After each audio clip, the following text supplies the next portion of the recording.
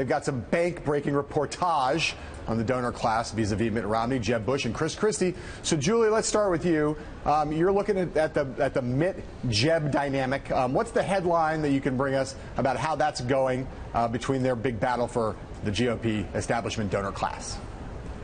Well, they are all over each other's turf, and the donors are a little bit wringing their hands about what to do at this point. I think Jeb getting in the race early sent a signal to his donors that they can sign on with him. But then with Romney in the race, basically he's slowed the whole process down. So the donors and bundlers I'm talking to this week basically are on hold until we get a sense of who's really going to be in the race at this point. And do you have a sense that Jeb's trip up to Boston particularly tweaked Mitt Romney and it helped to maybe spur him? Yeah. It definitely did, especially when you look at Twitter. You've got Scott Brown tweeting a photo with him. Right. I mean, these should be Romney's people. Yeah. Okay, let's go out to San Diego, Mark. Julie's just talking about the fact that it's possible that that Bush actually provoked Romney in some way by going onto his home turf and talking to some of not just his bundlers, but his Boston-based bundlers. What do you think about that?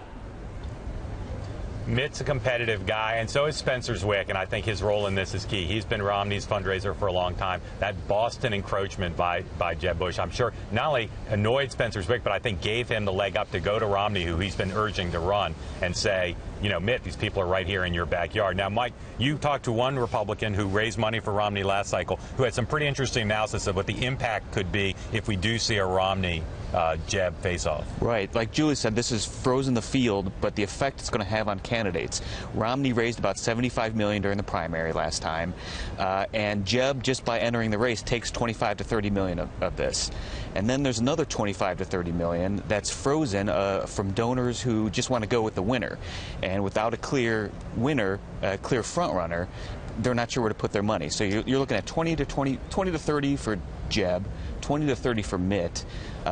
Christie is in this conversation, you know, what he can raise. Suddenly a 10 to 15 million collections from a guy like Scott Walker in Wisconsin is a lot more competitive. Competitive in terms of early television, at least in the early going. After that, they need more. Right. John, the other thing that's interesting I heard down here from one Republican who tracks fundraising very closely is those numbers are the static numbers that the person Mike talked to had. They say that the money out there is greater because of the Senate cycle. So many new donors came in to compete, to give in the NRSC cycle to help Senate candidates that there are more people to give. And the other big factor, of course, is super PACs. One billionaire writing a $20 million check to any of these guys could change the calculus completely. Yeah, I mean, that sounds smart and right to me.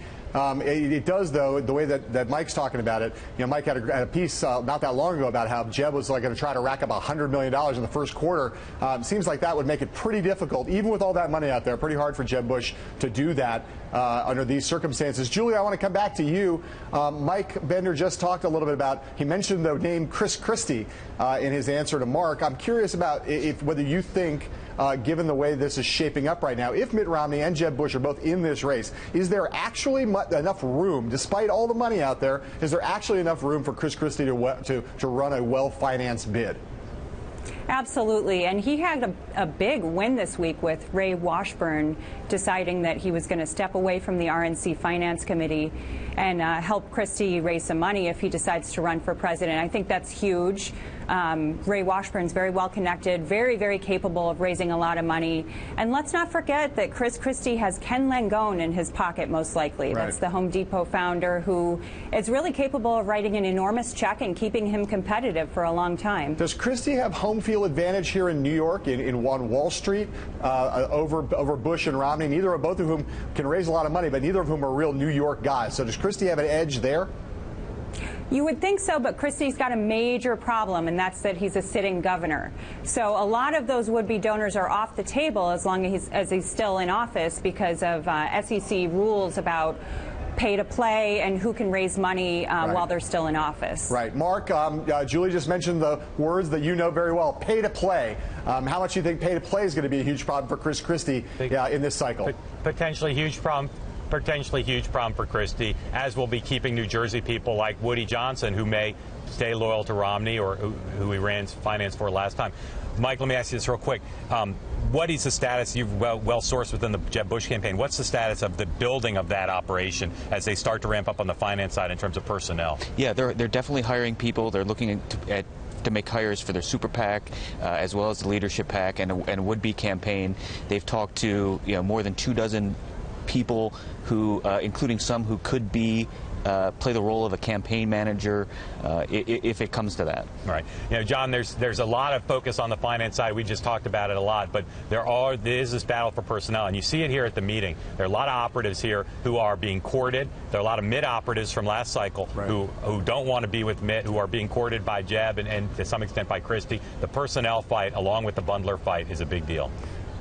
Big deals, and all part of the invisible primary before we actually get any votes cast.